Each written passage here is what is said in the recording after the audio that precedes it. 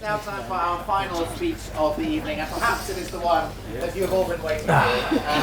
The next person up is someone who, the nicest food to ever make you realise how little you receive in your life. You don't even care about the squash stuff. But Alex says that he's even really good at musical theatre. So please raise the roof for your final speaker, the best man, James Prescott!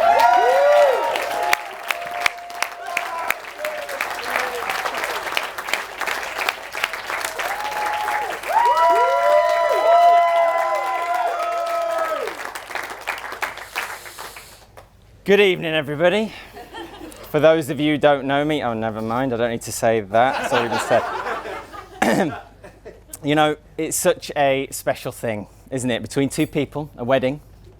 There are billions of people on this planet, Charlie and Alex, and to witness two people coming together like this, and for you to have chosen me to be here with you as your best man, I am truly grateful.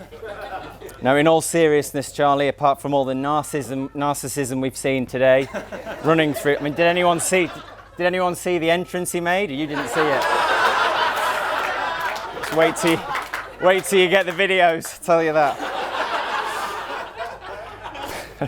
But yeah, in all seriousness, I'm so happy and thrilled to be here today, Alex and Charlie. It's been a fabulous day so far. Thank you to everyone who's been involved in making this very, very memorable, and I am sincerely grateful, Charlie, that you have me standing here. However, I have had the misfortune to be put in this position here today. I say misfortune because anyone who knows Charlie, and it has been mentioned already today several times, knows he is a control freak. And the build-up to this wedding has taken his anxieties to new levels. Even I hadn't witnessed that before. And a few weeks ago, I went down to London to visit Alex and Charlie on a little research trip, and they told me all about the wedding plans. Charlie told me all about the wedding plans, and in the minutest of detail, as Alex sort of let him talk and looked very bewildered, I have to say. clearly questioning what the hell she's got herself into. Every single piece of music you've heard today, every person who has walked through a door, not one was accidental. And it has been timed within a second of its life. Indeed, Charlie himself, a chronic meat eater, has sampled 27 types of vegan sausage for this occasion. And I'm the only vegan here. So you can see the detail he's given to this, very impressive. So I'm just going to enjoy this feeling for a minute or two as he sweats, because these are the only 10 minutes today he's had no control over whatsoever.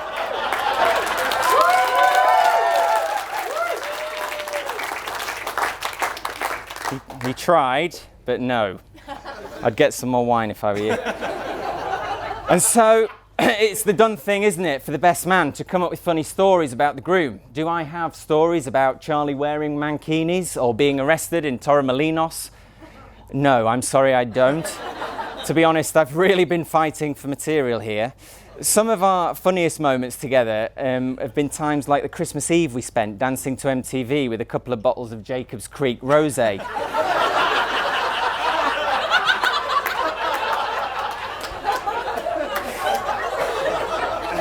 But, you know, even Peter Kay would have trouble making that one funny. Difficult then to find the right things to tell about my friend, the right stories. So I asked myself and a few others, and I got some really nice help actually on that from a lot of Charlie's friends. Who is Charlie? What is he like?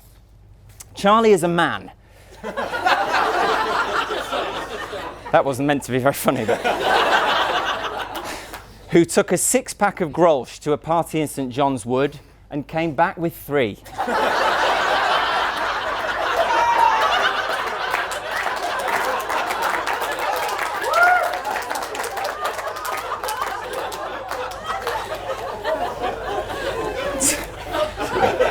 Don't really need to say much else. Charlie, as it has again been said today, earned the nickname Stato for his unreal ability to remember useless details about a day 5 years ago when nothing happened. When he gets into things, he really gets into things, does Charlie. Charlie's most recent addiction, can you believe it, is the Elizabeth line. It's a new underground line in London, if anyone doesn't know.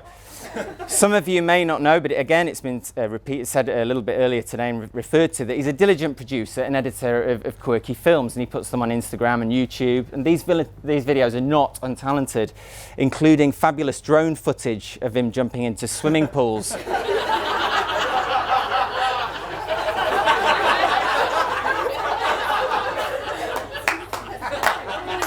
He is far more interesting than he sounds.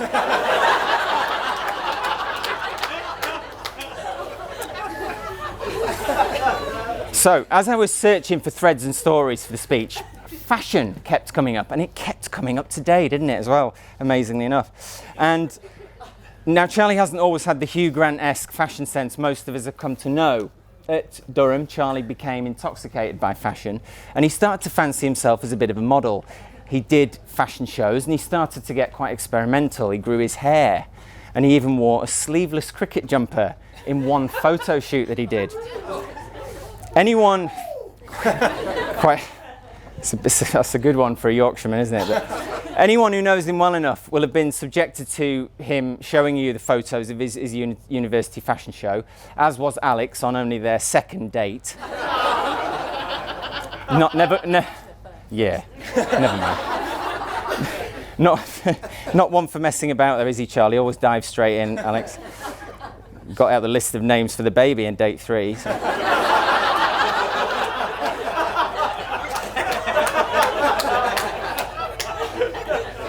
Charlie and me then definitely didn't bond through fashion, but we came together more through music, as he's just said. And it was at an Arctic Monkeys gig one night in Newcastle that the fashion and the music collided.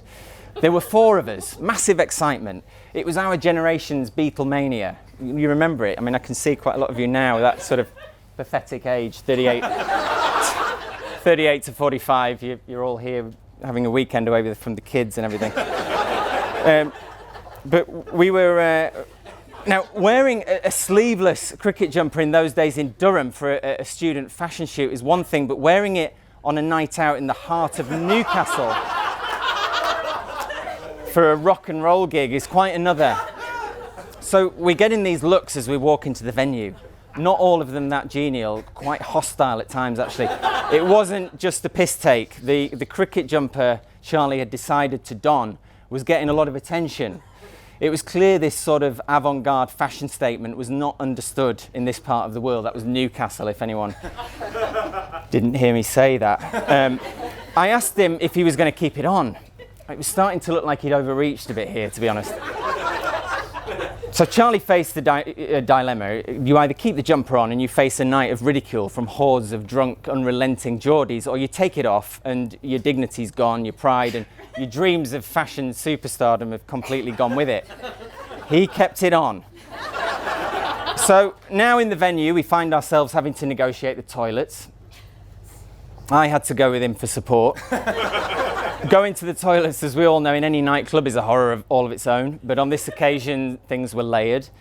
And at this point, a lynching for Charlie was just not out of the question, and I'm deadly serious. The Geordies were not happy with the cricket jumper.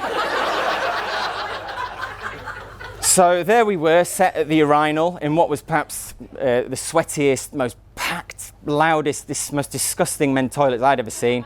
And the real tough Geordies with tattoos and missing teeth, and we're all talking and shouting like manly men, you know. And then the noise dies down, and I really, really didn't want it to. Because attention would now surely switch to the jumper and to the 2 pathetic public school Yorkshire cherubs standing out like sore thumbs. And then a man they were calling Dino broke the silence, suddenly and beautifully. "Look, Billy, why aye, man, it's only bloody Mike Atherton taking the league next to us, like." I was quite happy with that because it was coming out Irish in the practice.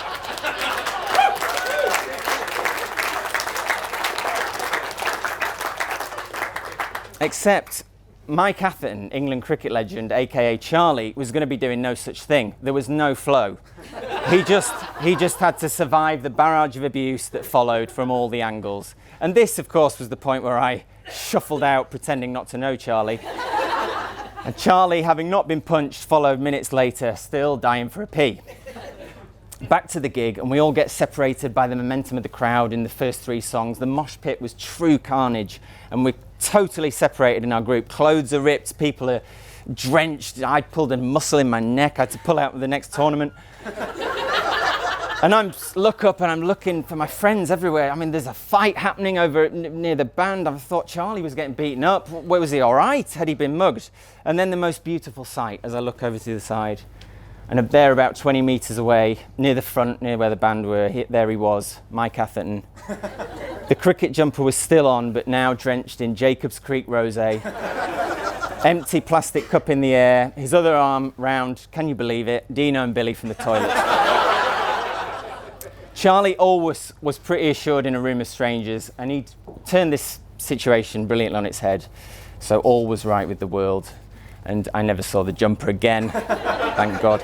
Apart from the fashion problems he's had, Charlie, some of his friends have said anyway, is what my dad would have called a main chancer. He takes what he can when he can. Few laughs there, so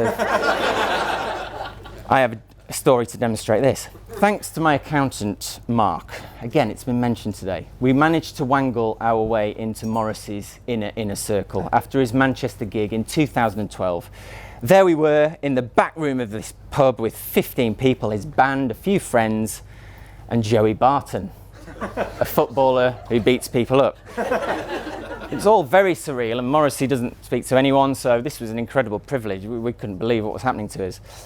But we can't quite get to Morrissey. We're sort of stuck at the other end of the room. It's one of those situations where you want to speak to him, but you're talking to other people, and it's an absolute nightmare. Time is passing, and this is all happening, and then I suddenly turn round.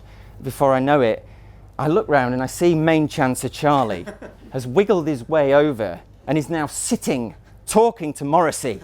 And there was I, stranded in the corner, unable to advance. Not forgetting, I was the Morrissey guy. I got you listening to the music. I gave you the playlist even before you even knew him. It was my accountant who got us into the pass and the VIP bit. And there was Charlie, main chance in it yet again. There was a Morrissey song called We Hate It When Our Friends Become Successful, and it had never sounded so right as it did now.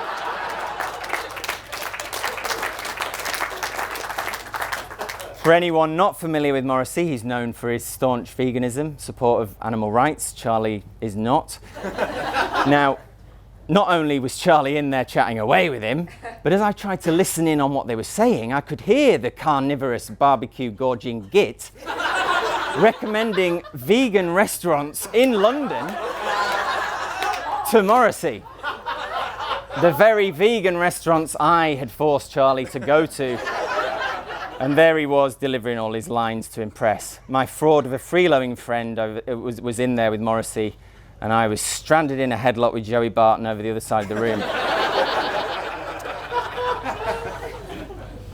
Opportunistic he may be, but Charlie has been a wonderful support, watching and supporting me in my life as a squash player in all sorts of venues and all sorts of places, and I can't thank you enough for that support.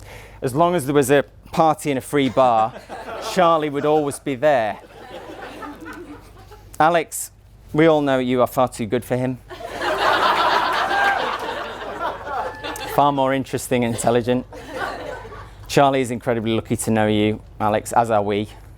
However, your monkey bars fiasco, I feel, deserves a mention.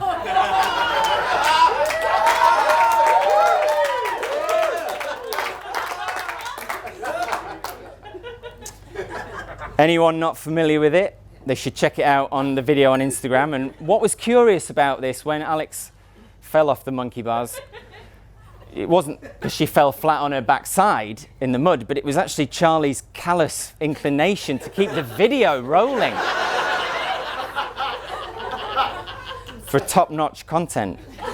Again, showing his opportunism. Charlie didn't even ask if she was okay, which is bloody worrying, I have to say. And instead could be heard panting like an old dog, presumably setting up his drone for the next video.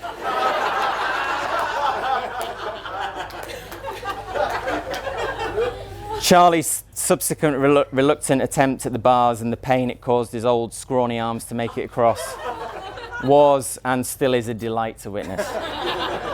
Videos which are a neat encapsulation of this relationship we see blooming today.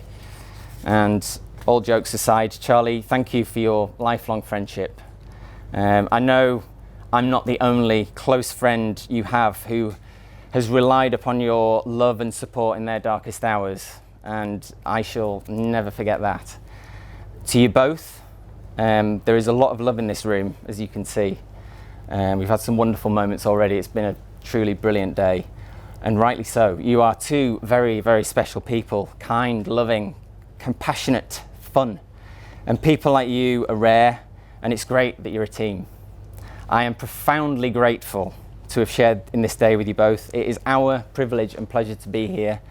We all salute you, and we hope this day has been everything you could have ever wanted.